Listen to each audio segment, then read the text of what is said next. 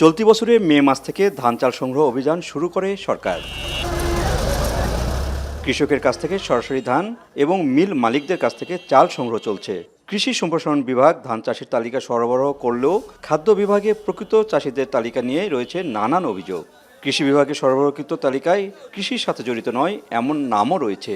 মধ্য স্বত্বভোগীদের যোগ সাজসের অভিযোগ কৃষক নেতার।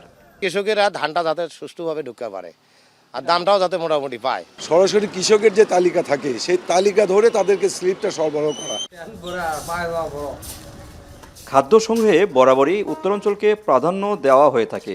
এবার চাল সরবরাহকারী মিল মালিকদের অভিযোগ, ধানের দাম বাড়িয়ে দেওয়া হলেও সরকার চাল ক্রয়ে বাড়তি দাম দেয়নি।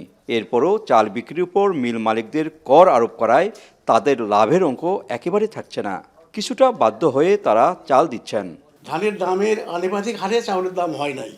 চাউলের দাম 36 টাকা ধান হলে চাউলের দাম 52 টাকা হওয়া উচিত ছিল, কিন্তু সরকার এই নীতিমালা ফলো করে নাই। লক্ষ্য করতেছি এর উপর আমাদের উৎসকর দিতে হচ্ছে।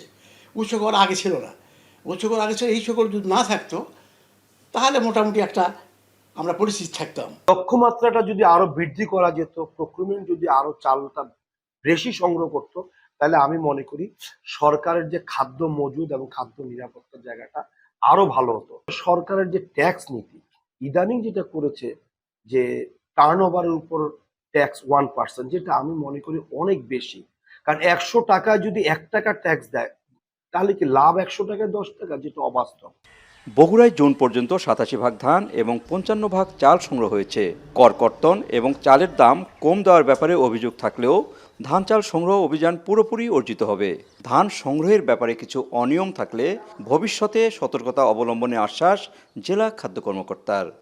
সরকার এই উৎসকর যে কাটবে এটা মাথায় রেখে মূল্য দিয়েছে, এবং এই মূল্যতে তো আমি দেখছি না যে যারা মিলার তাদের কোনো এখানে এবার যে বাজার দর তাতে তারা কোনো ক্ষতির সম্মুখীন হচ্ছেন। সুতরাং এবং তাদের যে দাবি দেওয়া থাকলে অবশ্যই আমরা সেটা উদ্যান কর্তৃপক্ষের কাছে পাঠাবো। এ পর্যন্ত উত্তরের 16 জেলায় 80 ভাগ ধান এবং 65 ভাগ চাল সংগ্রহ হয়েছে।